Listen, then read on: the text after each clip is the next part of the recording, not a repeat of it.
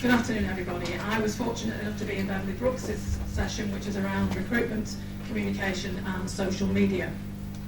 So the challenge is back to NAP. There's a Twitter theme running through all of this, as there has been today, so do bear with me. There's a request for Beverly to share her learning about how to set up a Twitter account. She shared with the group that she didn't know anything about Twitter until she was asked to set up one for NAP. So she's going to share her presentation next week on the website. And then a request from me was for NAP to get into the 21st century in some ways, to think about having a vlog. So we have a short video from Beverly on her experiences, so you can all click on and see how to do it and get going. Another challenge for NAP was possibly some guidance on skills mix for PPG members. Beverly challenged us about whether the composition of our PPGs may be stale. Do we need to look at other skills that we need when we're actually being approached by patients to join? And that NAP itself follows its PPGs on Twitter and encourages those groups also to be on Twitter. So for individual PPGs and PPG members, the challenges are about finding new volunteers. Where are you going to find them? Are you just going to put a poster up in your practice and hope they come to you? That they come to your coffee morning? They probably won't. So the ideas from the group around finding new volunteers was to go to them, to the places where they are, to the nurseries, to the creches, to the schools. Don't wait for them to come to you. And several members shared successes around events, evenings that they'd had, but the focus was not come to a PPG meeting, which people may not understand. It was around, we're having an evening on asthma update or COPD, something that matters to the patients, what's in it for them that will bring them into the practice, and maybe not necessarily hold it at the practice as a community centre.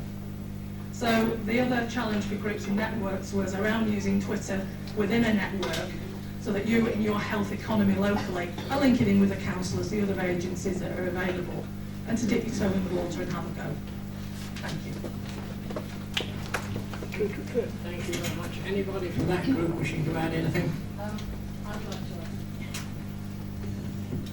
Sadly, Maura and I didn't manage to get together in the coffee break, so I attended the afternoon session of Beverly's presentation, which was excellent.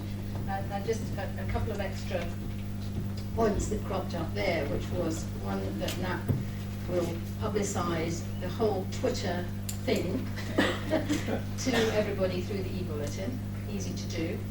But some quite separate issues arose in the workshop about the funding of PPGs, and that we need to get more information. NAP needs to have more information about how you are funded as PPGs, and about the whole issue of whether volunteers within the PPGs are reimbursed for expenses, etc. So that's something that, as I say, just came up, a sort of side issue that came up. That NAP should act as a sort of hub for the various Twitter accounts that you're all going back to set up tomorrow. PPGs should all be setting up a Twitter account. That was the message. And that the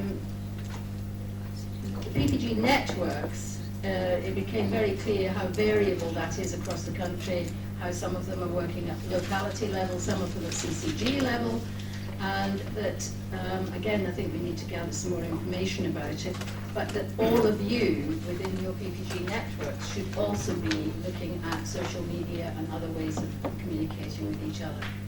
Thank you. I'll come on camera now. Can I just share my own experience? In our practice, because of the care data stuff, the PPG asked questions about it because they'd heard about it. And when they started asking questions and I was sharing my understanding of it, as I can see here, many of the people I see here are quite, let's say, elderly. And my PPG turned around and said, many. But,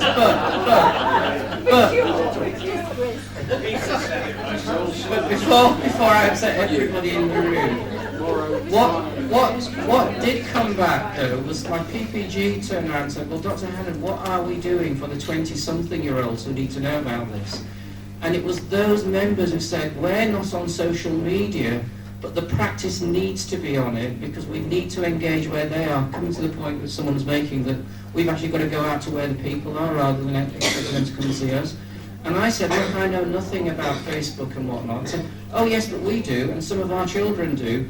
Why don't we set up a meeting? So we actually had a meeting to discuss how to sort out, how to get social media off the ground, and actually express some of the concerns that the practice had, but also some of the concerns that you might have as well. Now, fortunately, we've recorded that event. I think you might find that really helpful, so I'll share that with you so that you can watch how a practice, first of all, discuss the issues, and the reason for it was because we needed to get a message out there to the wider community, and not everyone that can come along. Hear about how to do it, and then we set it up, and it was a direct response to a need to actually get out there. We've actually expanded it now and developed it further, but we've done that, and also there was a talk. I presented, I'm the vice chair of the LMC. Just like you're saying, we need to start up, believe it or not, GP practices are also doing the same. So when you go back to your GP surgeries and talk to your practice managers, you might find that there's a common learning there, but they also want to know how to do it. And it's another example of partnership working. I did a presentation for the LMC a couple of weeks ago. I'm hoping to make that available on what does social media, and the title was what does social media offer GP practices and the wider communities. I think there's a real opportunity there to work together and learn from each other. And maybe if you can get your practice on board, they might want to learn as well. Excuse me. No. Well, yeah. Did you make yours a closed group though? If you did a Facebook account. Do you know, it's really scary. I had a lot of challenge inside the practice because people were worried about workload, worried about people attacking us, trolls and all that sort of stuff. So what we've done is we've got a Facebook page. You can like it, but we don't follow you at the moment. Yeah.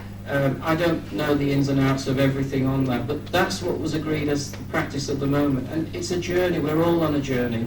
We're all learning. We all want to see the positives, but there are negatives as well.